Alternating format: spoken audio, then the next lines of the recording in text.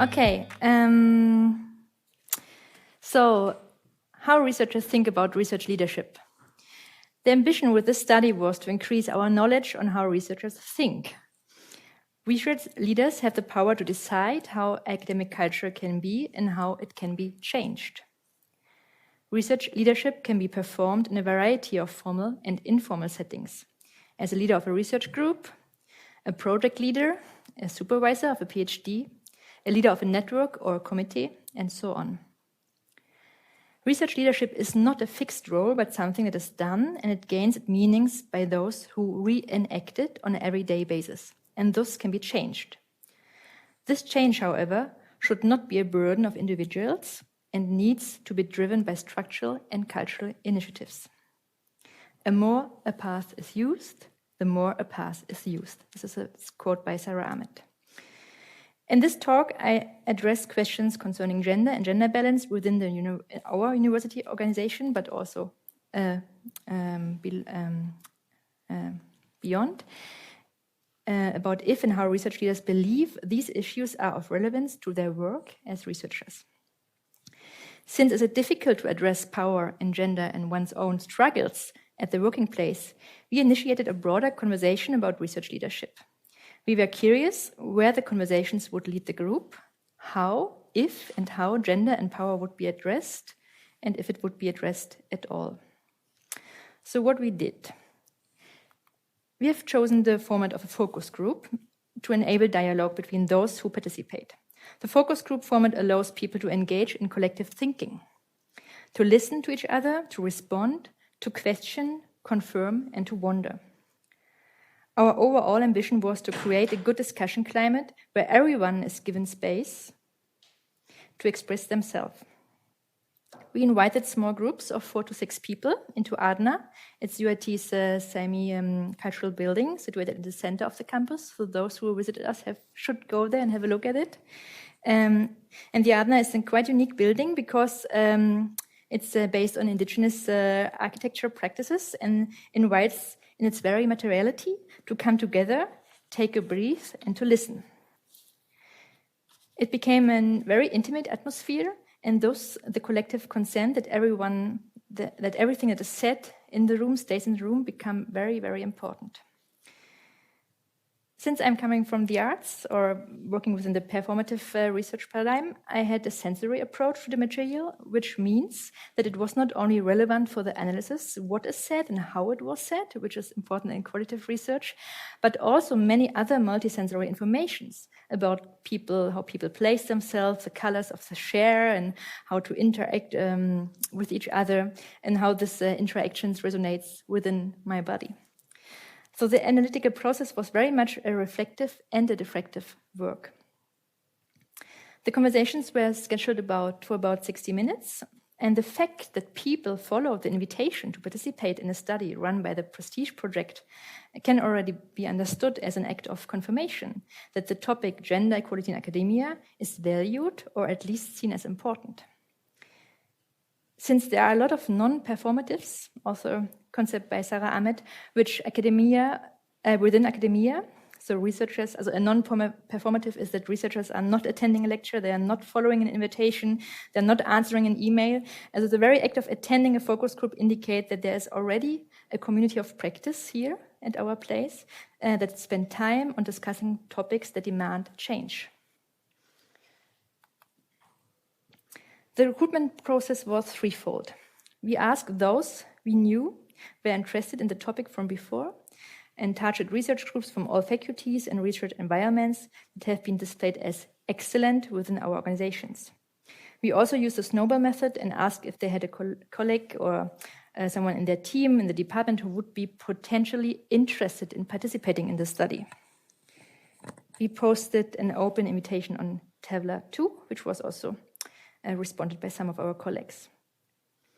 The groups were composed in a way that none of those who were part of one sample worked together at the same department research group. And this was very important because people might act differently and provide different information about their work environment in the moment a near colleague is listening. Of course, some people knew each other from before and referred to their collegial friendship during the sessions. However, we wanted to reduce those form of power relations that are at work within a department, and rather let people recognize similar critical perspectives about their work environment across department and faculties. So we composed the groups according to greatest diversity of department and faculty, which was probably the most consuming part of the whole study. Put those groups together and find a date that suits to all. It's so, yeah. The interviews became really intimate and conversational, and that was the whole point, that we came together and sit and talk. So it was not really an interview feeling situation then.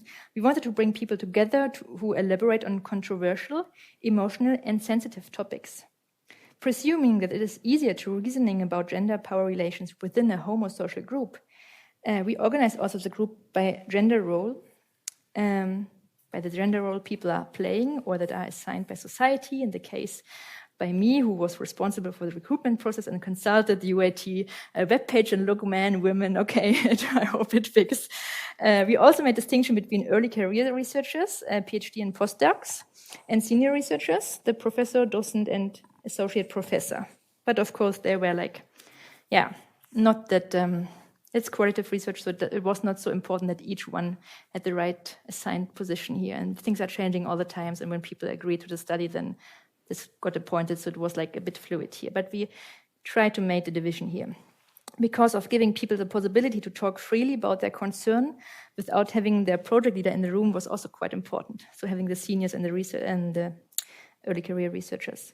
But also because early career researchers might expect different qualities from research leadership that senior researchers are willing to perform.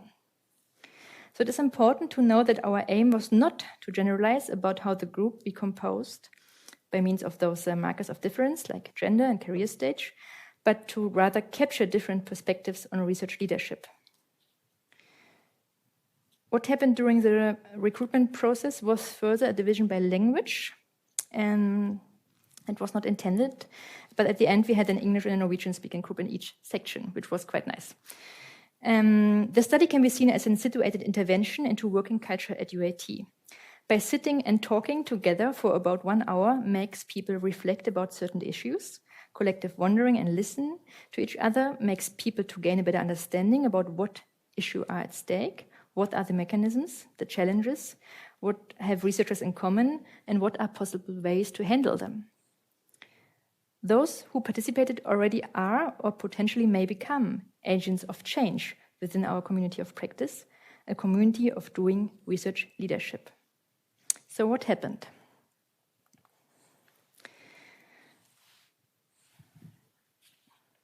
Participation was willingly, and those who came were genuinely interested, as I said, to contributing to make UAT a better working place. After each session, people stayed very often longer and continued talking after the recording was stopped. And this might be recognizable by those working with qualitative research. When you stop the recording, amazing things are happening, and indicated that there's a need to discuss issues concerning research leadership, gender, and the working place.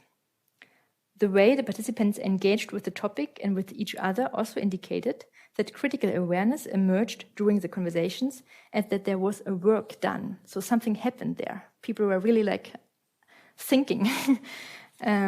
People started talking to each other, and the conversations that evolved became meaningful to all of us, not only to those who asked questions to each other. So those are the topics we addressed in this order also mainly. So we started to talk about working environment and about research leadership in general. And in some cases, people started to address gender, sometimes not. So when they didn't address it, I addressed it. And then we got further to talk about gender balance, gender equality measures at our place and future perspectives. And I can just say everyone was very positive about the future. So we will have a better world, and that's already a good sign. Yes, as I said, the study is very time-consuming. We had a full recording of the sessions and transcriptions of the sessions. So the analytical process, also in making sense of what was said and done during the session, was carried out by a group of 3 researchers, or is currently carrying out, by Marlene Rönnblom, Anne-Therese Lotterington, and me. And the following steps that can be described as, both collective and abductive. So it was like a forth and back process between the material and the theory. So those of you who are familiar with qualitative research might recognize the steps. So first, listening and transcribing. Then we had a firma who did it for us, a total text. Then we've found the themes and the codes, which means by means of collective reading and discussing the full manuscripts. So we had 7 manuscripts at the end. And we marked those moments that matters in the material.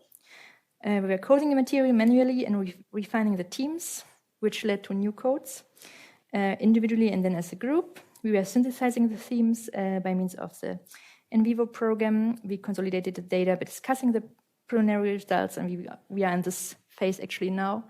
And then at the end, we are going to write and formulate our results by means of collecting writing process. So the collective writing process is actually a part of the analysis. It's not like we are finished and then we are writing it. So we are starting to write, and then things happen while we are writing, and we have to go back to the material. And I think this process would make it very meaningful, and one is the quality of the data, but one thing is also the quality of analysis that makes the study very, very special. So here come the categories, also known as codes or items or themes, as you like, that we extracted from the data set. Researchers describe the research leader as an expert in the sense that a research leader is supposed to have excellent skills in a specific field, have high ethical standard, have expert knowledge from about formal rules or the rules of the game, such application procedures. A good research leader should have international networks, leadership skills, like having taken a course in leadership, the ability for creative brainstorming, and a good research leader should focus on big questions. So the Nobel Prize was mentioned several times during those sessions, which was very interesting. At the same time, researchers want a research leader to be a caring person. A good research leader should be available, accessible. A research leader should acknowledge others, like by listening and understanding, show understanding. Protect by knowing the rules of the game and prevent for major flaws. Facilitate, as it should be someone who opens doors to other networks. Recognize expertise of others. It should be a team builder in the sense of being inclusive and building social relations. Motivate, inspire, being charismatic. Demarcate, structuring the work of others. And ensure work-life balance. Those are all the items we found in our material that both the early career researchers demanded from a good research leader and the senior researchers wanted themselves to fulfill. However, specifically the material provided by the seniors indicate that the research leaders cannot perform according to their vision of being an expert and a caring person at the same time, because research leaders were forced into becoming administrative persons or secretaries. They were forced to perform academic housekeeping, like making the coffee or organizing the Christmas party or calling the taxi. They were asked to provide themselves unlimited and are expected to be accessible all times. And overall, there's not enough time to do it all. So, what does it mean? As I said, those perspectives on research leadership are preliminary results of the study. How can we use them now in the Prestige project to work towards a more structural and cultural change? Researchers want it all, and they want to give it all, but it's impossible. Those lists of items presented above are impossible to live up as an individual. We also wonder if those items were mentioned because the early career researchers are missing them. It can be the demand that is not satisfied that make people formulating a specific need. Then the questions would be how to change those needs within an organizational culture. All the perspectives on research leadership based on conversations with the early career and senior researchers at UIT indicate that there is a need to rethink practices of research leadership and the role of a good research leader at all. Those who currently work as research leaders have little time to think about and reflect about their own practices.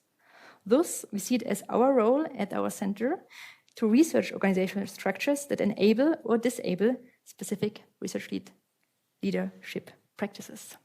So, here are the references, some of the references I referred to, and there's a lot of research out there already on the good and the excellent academic. And thank you for listening.